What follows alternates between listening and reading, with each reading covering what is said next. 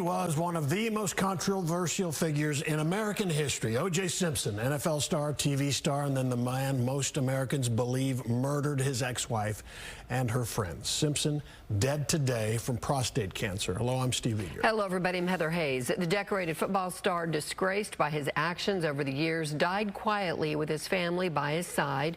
Fox 4's Sean Rabb looks back at his life and legacy that changed over time. Changed it did, Heather. Simpson's prostate cancer announced in May of last year. Earlier this year, he was reported to be in failing health, which he denied and blamed the media for spreading rumors. I'm hosting a ton of friends for the Super Bowl here in Las Vegas. And all is well, you know? So, hey, guys, take care. Have a good Super Bowl weekend. Super Bowl weekend in February, the last time O.J. Simpson spoke publicly. He died Wednesday at the age of 76 after battling prostate cancer.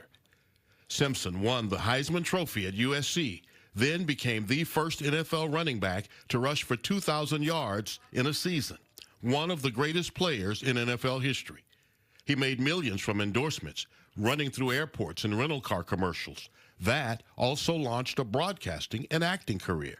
But it all changed in 1994 when he was charged with the murders of ex-wife Nicole Brown Simpson and her friend Ronald Goldman.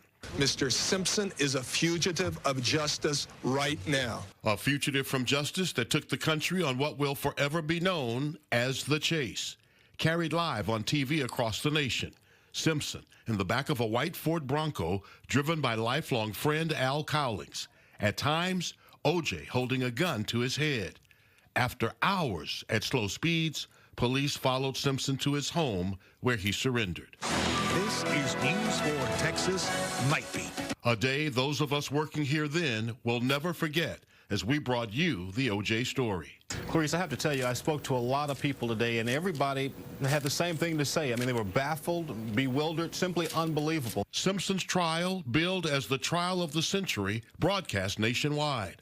A trial that likely turned in his favor when the late defense attorney Johnny Cochran had Simpson try to put on a pair of bloody gloves found at the crime scene. Cochran told the jury in what has become a famous quote, "If it doesn't fit, you must acquit."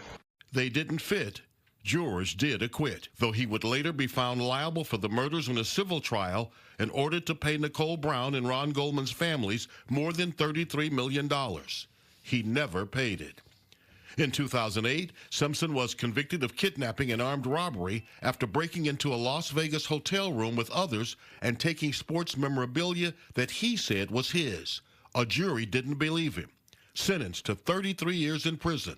Some saw that as punishment for the murders he was acquitted of.